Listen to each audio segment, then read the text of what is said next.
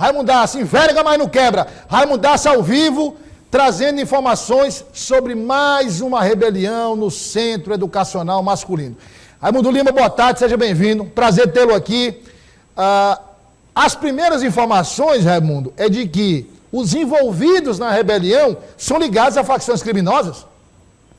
Pois é, são informações que circularam e que foram confirmadas tanto pelo Sindicato dos Agentes lá do Centro Educacional Masculino, quanto por policiais. Há uma informação correta de que os internos ali, ou seja, os educandos dessas unidades que abrigam adolescentes infratores, têm uma grande parcela, uma enorme parcela de jovens que são faccionados e estão juntos aí nessas unidades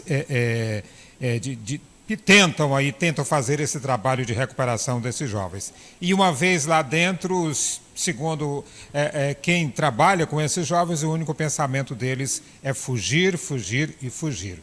Só esse ano já são 2 tentativas de fugas ali no SEM. Essa foi abortada, mas com certeza outras virão, e essa tem sido uma prática corriqueira no Centro Educacional Masculino. Vamos acompanhar detalhes dessa história que aconteceu ontem à noite. Pelo menos 5 adolescentes teriam participado de uma tentativa de fuga no Centro Educacional Masculino no início da noite de ontem. A unidade abriga jovens menores de 18 anos envolvidos com atos infracionais como roubo, tráfico de drogas e homicídio. O motim foi controlado após a chegada de policiais militares do 9º Batalhão ao complexo. A Secretaria de Assistência Social do Estado se pronunciou por meio de nota. Informou que os adolescentes envolvidos no motim foram encaminhados para a Central de Flagrantes IML para os procedimentos de exame de corpo de delito.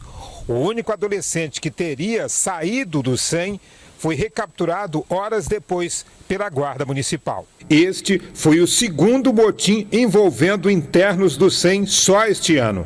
Uma situação que tem sido comum, segundo o presidente do Sindicato dos Agentes Educativos do Piauí. Aqui são vários faccionados e a gente sabe que quando existe uma situação que não é de hoje, que sempre teve aqui no SEM, faccionado, aí a gente sempre coloca o nosso agente educativo, tem que ter um perfil.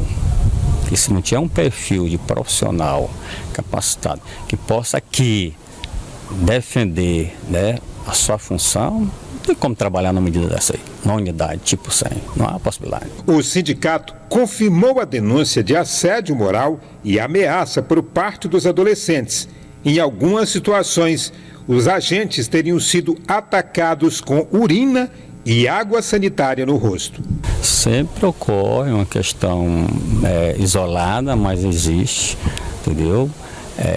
Um adolescente, né, que tem uma rixa pessoal com um agente socioeducativo, faz essa situação, joga xixi, água, mas isso aí não é de hoje não. Agora, a gente sabe que quando acontece isso, é feita a prevenção de imediata, vai para a triagem e cria uma situação que é ali que tem que se impor. Ou seja, o nosso trabalhador está aqui para fazer o papel dele.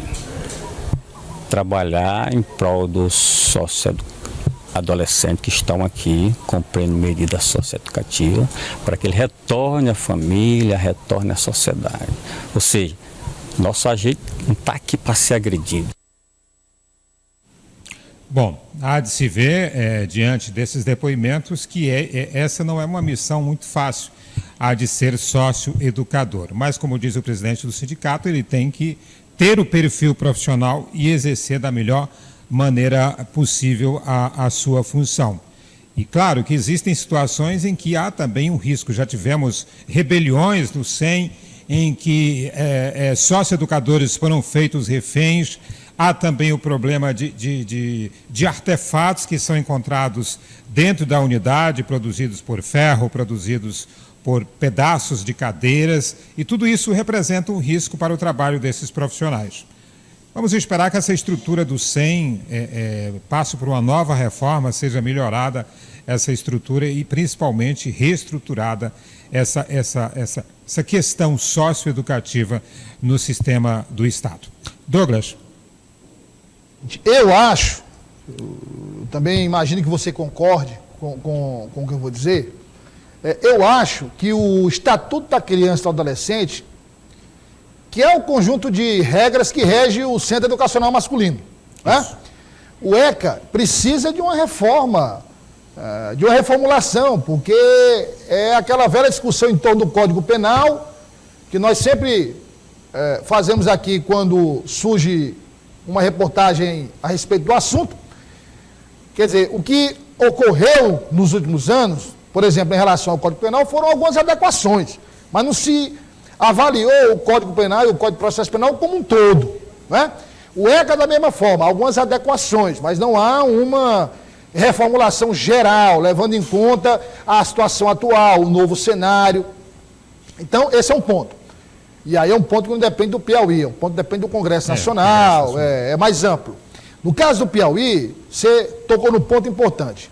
Eu acho que é necessária uma reforma estrutural, porque aquela coisa de dizer, não, são menores e tal. Ó, o menor daquele, se colocar eu, Raimundo, para brigar com o menor daquele, apanho o Raimundo. Entendeu? Então não tem nada assim, menor na idade, mas o biotipo, o tipo físico é de um lutador de UFC. Então, o que é que ocorre? Celas mais seguras, celas mais espaçadas, ou seja, mais distantes uma da outra, divisão por periculosidade, quer dizer, pelo tipo de crime ocorrido, aplicar no SEM essa metodologia que foi aplicada no sistema prisional do Piauí, vem dando certo. Não é? Vem dando certo. Cadê as rebeliões nas penitenciárias do Piauí? Não tem, porque esse sistema de classificação de risco deveria ser aplicado também no Centro Educacional Masculino. E o terceiro componente, Raimundo, já era complicado trabalhar no SEM. Complicado, né? O Raimundo está danado aí com alguém, viu? Já era complicado trabalhar no SEM. E agora, Raimundo, coloque aí o componente das facções criminosas. Virou um pandemônio, né? Pois é, e a gente sabe que esses jovens, se são faccionados, eles acabam atendendo a direcionamentos que vêm de fora dessas unidades de internação. E, como você colocou aí, nesse processo de reestruturação, além de dividir por periculosidade, é também preciso se pensar nessa história das facções, ou seja, vão ter que separar agora esses jovens por facção, porque senão eles, dentro da própria unidade de reeducação, vão acabar se enfrentando, já existem divergências de grupos lá, e isso torna o trabalho desses socioeducadores ainda cada vez mais complicado. E é preciso se pensar num aspecto. São menores de 18 anos, mas tem gente lá que cometeu crimes sérios, que não é crime, né, de acordo com o Estatuto, né? São atos infracionais de acordo com a lei, mas que se caracterizam por situações de violência. E é esse aspecto também que tem que ser levado em conta na hora de se garantir a segurança desses agentes que estão lá nessas unidades. Douglas. Raimundo, daqui a pouco você volta. Daqui a pouco eu volto para a gente falar sobre mais uma operação do Draco, hoje no início dessa manhã. Uma operação que tem relação com uma história anterior, não sei se você lembra daquela história lá da ambulância do SAMU que foi baleada. Sim. Pois é. A resposta da polícia veio hoje pela manhã com mais uma operação. E vamos falar também de uma resposta do secretário de Segurança a respeito daquela polêmica de que tem facção criminosa que está querendo impedir profissionais de saúde de atenderem faccionados de grupos rivais. Aliás, alguns veículos de imprensa afirmaram que uma determinada facção impediu, nem foi uma tentativa não de impedir. Alguns veículos afirmaram que a facção impediu a médica de atender um membro de uma facção rival. Vamos trazer o assunto já com Raimundo Lima. Até já, Raimundo. Até já, Raimundo Lima. Olha, essa situação do SEM aí é uma situação complexa, viu? Uma situação complexa, o Rafael vai mostrar de novo as imagens aqui. Uma situação difícil que precisa...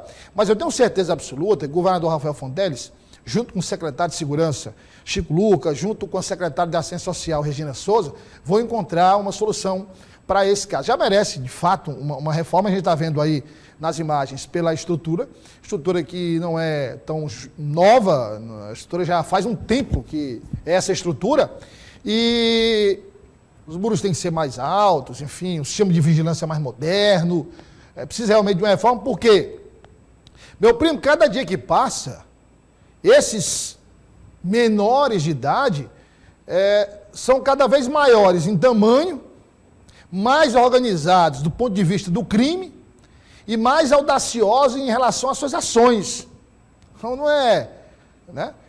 E além de tudo isso que nós falamos aqui, discutimos, tem um outro aspecto que eu acho importante tratar, que é se reavaliar o papel do sócio-educador, do educador social. Quer dizer, só a presença do educador social no centro educacional masculino é suficiente?